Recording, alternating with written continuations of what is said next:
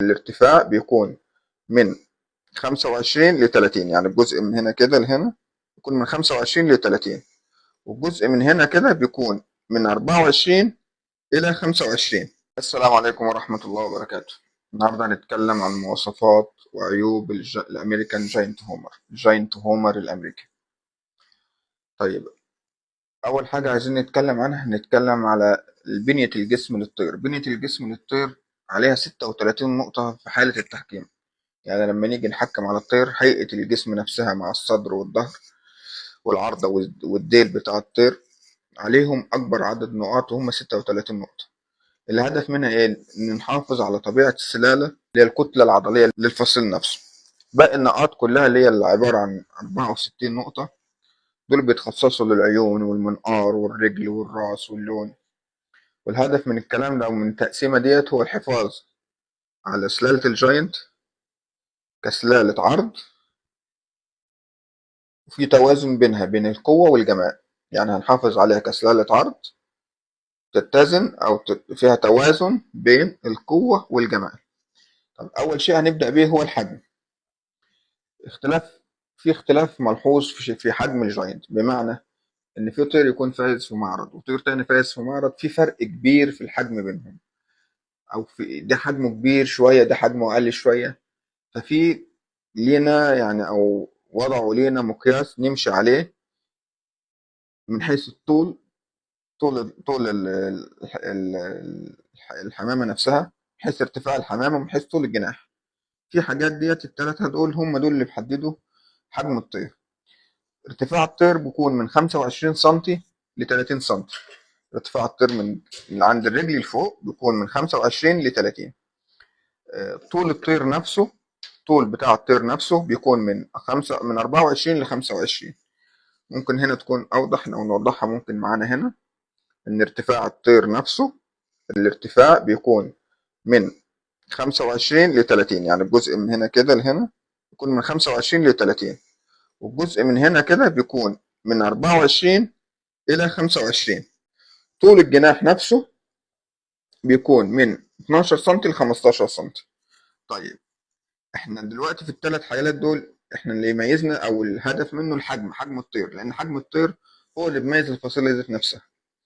بس في نقطة، الحجم الكبير المبالغ فيه او الحجم الصغير برضو اللي مبالغ فيه ده غير مرغوب به، ويعني وبيترفض. بمعنى لو احنا عندنا في معرض اتعمل او شيء وفي طير مبالغ فيه في الحجم، او سواء كان مبالغ من حيث الكبر او من حيث انه صغير قوي، ده طبعا بتكنسل من المعرض. تمام. طيب، تاني شيء عايزين نتكلم عنه هو الوزن، وزن الطير نفسه. بس عشان نتكلم في الوزن في نقطة مهمة لازم نذكرها، وهي الملمس بتاع الطير. بمعنى انك لما تمسك الطير في ايدك وتحس بصلابته في ايدك وتعرف جودة الطير عالية، ده طير ينفع يخش معرض.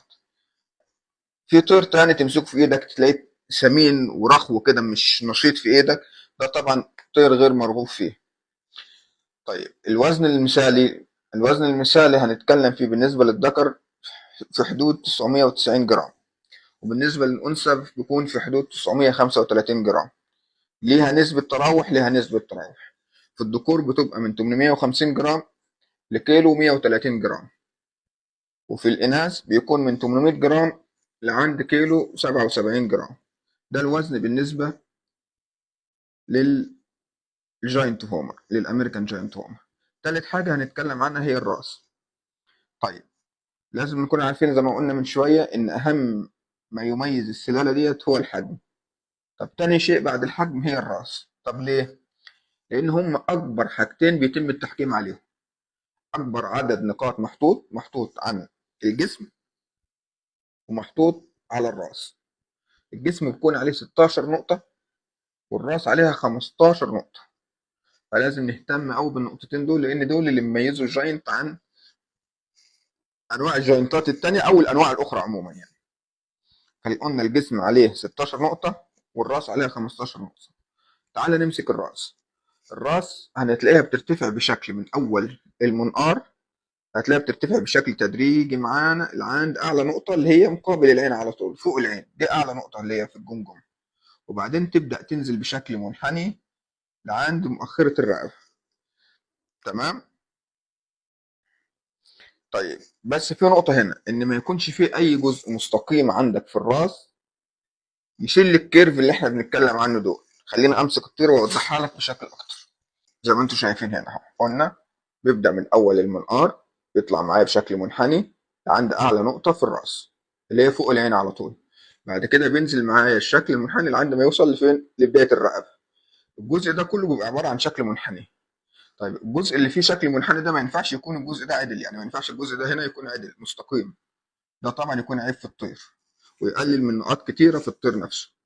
طيب الجزء لازم الراس تكون من بين العين في الجنب ده والعين في الجنب التاني دي، جزء لازم يكون عريض زي ما انت شايفه كده. ده اعرض جزء في الراس اللي هو بين العينين الاتنين، لازم يكون عريض، ما ينفعش يكون ضعيف. تمام. دي اعلى من اعلى نقطة في الراس اللي هي بين الجزء العينين، زي ما قلنا لازم يكون الجزء ده عريض شوية. طيب في حاجة تانية في الراس ممكن نتكلم عنها، لازم ما يكونش فيه أي شيء علامة تدل على وجود بلعوم أو انقباض فوق اللغد.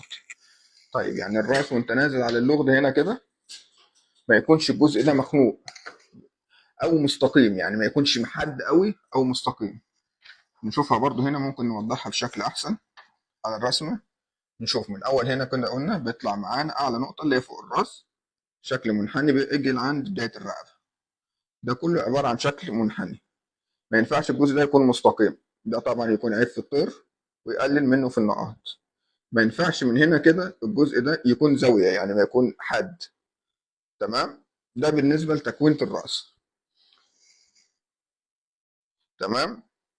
طيب شكل الرأس زي ما قلنا لازم يكون قوي، ما يكونش فيه أي شيء يدل على ضعف. لازم يكون قوي ويكون متناسق مع بداية مع الجسم. لازم يكون الرأس بتاعتنا قوية. تمام. وقلنا الجزء العريض اللي بيكون موجود بيكون بين العينين، بين العين اليمين والعين اللي في الجنب التاني، ده اللي هو الجزء العريض زي ما وضحته لكم من شوية. ده بالنسبة لتالت شيء. رابع شيء هنتكلم عنه هو العيون. العين بيبقى عليها 5 نقاط. عين الطير لازم تكون حادة وواضحة، لونها بيكون أحمر ياقوتي أو أحمر برتقاني. طبعا اللي بتفضل بيكون أحمر ياقوتي. طب العين بتختلف في الجاينت؟ تختلف بناء على إيه؟ بناء عن الألوان المستحدثة اللي دخلت الفصيل، بمعنى اللون الكاكي أو اللون الليمون، دول بيغيروا في لون العين. ودول مسموح بيهم في المعرض إن يكون هم دول بس اللونين اللي مسموح بيهم اللي لون العين تكون غير. بتبقى في الغالب بتبقى لونها وردي فاتح. تمام.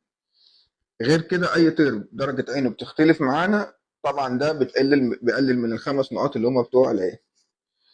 طيب شمع العين نفسه بيكون عليه نقطتين. شمع العين ده لازم يكون رؤية، ما تكونش شايف فيه اي خشونة زي ما مبين قدامنا كده. ممكن نزوم عليها شوية، اللي هو او بنسميه اللي هو الخارجي، الجفن الخارجي للبتاع، يكون ناعم ملمس، ناعم الملمس كمان. تمام. خلينا نركز على اكتر. يكون متساوي. طيب بيختلف ويكون نفس الجسم، يعني ممكن يكون لونه لون وردي قلنا، فهيبقى لونه وردي في الطيور اللي هي قلنا عليها اللي هي ايه، اللي هي اللون الكاكا او اللون الليمون. طيب يعني هنقول شمع العين عليه نقطتين، لازم يكون متوسط الحجم، يكون ألمس ومتساوي. بيختلف درجة لونه، ممكن يكون وردي او نفس درجة لون الجسم. ده بالنسبة للليمون وبالنسبة للون الكاكي، غير كده لا. طيب خامس حاجة نتكلم عنها هو المنقار. منقار الطير نفسه لازم يكون قصير أو متوسط الطول، لازم يكون قوي، يكون مستقيم، والفكين يكونوا قويين ومتساويين فوق بعض، يعني مفيش فك أزيد من فك، مفيش فك طويل والتاني قصير. طيب درجة لون المنقار، درجة نور المنقار بتبقى في الغالب سودة، وبتختلف برضو مع الطيور اللي هي المستحدثة أو اللون الأبيض. ساعات بتكون بيضة أو ساعات بتكون نفس قريبة من لون الكاكي كمان في الألوان اللي هي الكاكي. طيب معانا سادة حاجة نتكلم عنها اللي هي اللغط. لغط الطير عليه نقطتين. لغد الطير لازم يكون متوسط الحجم وناعم الملمس ومفيش فيه أي خشونة زايدة. والمقصود بلغد الطير هنا أوضحه لكم هنا وأوضحه لكم في الصورة كمان. لغد الطير اللي هو الجزء ده، الجزء اللي بيبقى أسفل ده ما يكونش فيه خشونة. تلاقي بعض الطيور هنا كده في خشونة بارزة هنا كده. احنا بنحب الطيور اللي بيبقى فيها خشونة دي، بس دي مش طيور ستاندر. ده بيبقى طير اوفر شويه، الطير اللي بيبقى فيه خشونه هنا، او الخشونه اللي بتبقى فوق بتبقى كبيره شويه. يعني هنا انت لو لاحظت لما كنا بنتكلم عن الراس، المنحنى بيبدا من بدايه المنقار بيطلع، مفيش حاجه بتعوق.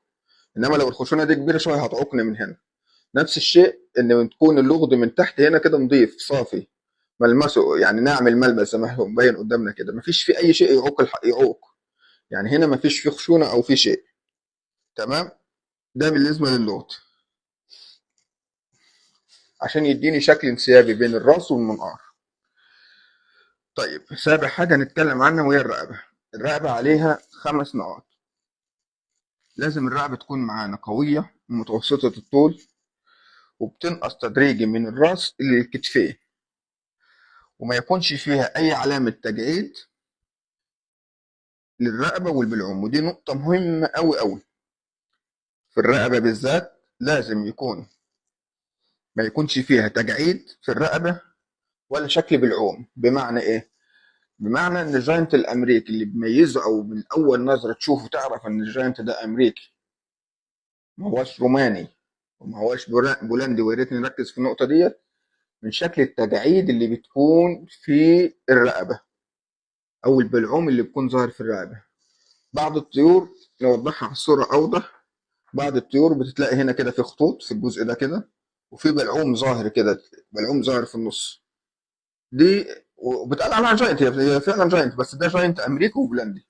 إنما النقطة ديت في الجاينت الأمريكي طبعا ديت نقطة ضعف مش نقطة قوة. ان يكون فيها خط واضح كده في البلعوم نفسه، ده نقطة ضعف. ودي تقدر من الوهلة الأولى تعرف منها الجاينت الأمريكي من البولندي من الروماني، لأن الروماني والبولندي بيكون فيه التجاعيد ديت ظاهرة، وديت صفة من صفاته. تمام. طيب تامن حاجة هنتكلم عنها معانا هي الجسم. الجسم زي ما قلنا هو عليه أعلى نقاط، عليه 16 نقطة.